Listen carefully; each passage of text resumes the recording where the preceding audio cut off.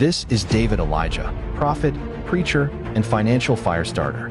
Welcome to the battleground where poverty gets crushed and kingdom wealth is activated.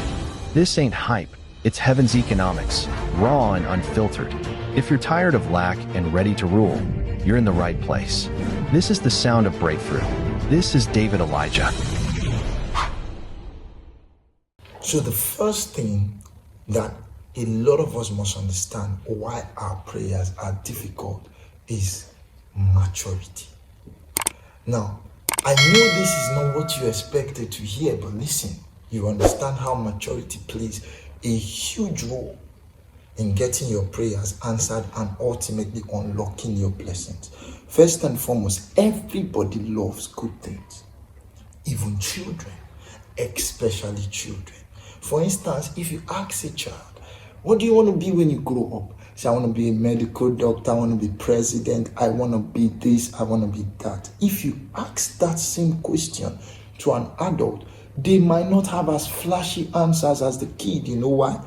They know that for all those things that they want, there is a prerequisite work that goes into it. Sometimes very hard work. So an adult might not rush to say, I want to be a medical doctor, because he knows or she knows what goes into being a medical doctor.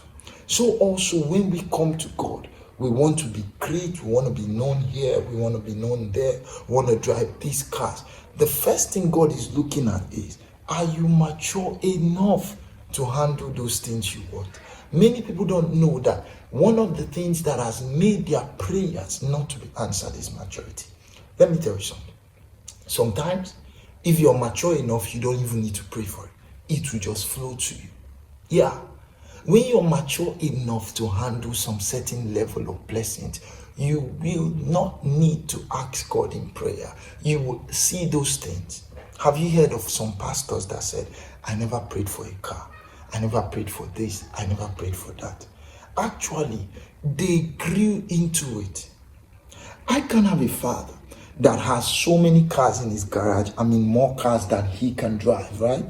And then I'm of age to handle one of such cars, and it becomes a struggle for him to release a car to me. Maturity plays a big role. Many a times when you say, God has not answered my prayer, you must ask yourself, am I mature enough to handle the answers? Do you know there's some people that if $1 million drop in their account, they become a national threat? A threat to national security. They even become a threat to their own parents, to their family, to their loved ones. There are some people that can't keep their mouth closed when they have a blessing. The whole world must know. Have you seen such people before? Are you one of such people? That if God blesses you, you are on the Instagram the next day giving photos and stories and reels of your blessings. God knows you're not mature enough. You might invite hired killers to your house by your own self.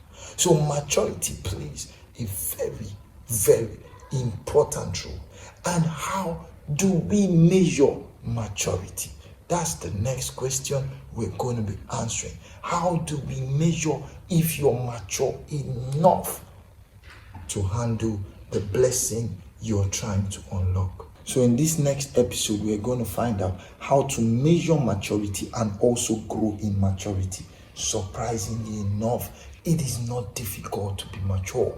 Yeah. Don't you know that there are some children, because of circumstances, are more mature than adults? Have you not heard of the story of some little kids that lost their parents maybe in an accident or whatever, and the eldest one began to sell or hawk things on the streets to cater for their younger ones? Definitely you've heard or read books or watched movies of such children. What happened? A change in circumstance made them mature overnight. They began to think no more as kids, but as parents to their younger ones. So in this next episode, I'm going to teach you exactly how maturity is measured and how to grow in spiritual maturity.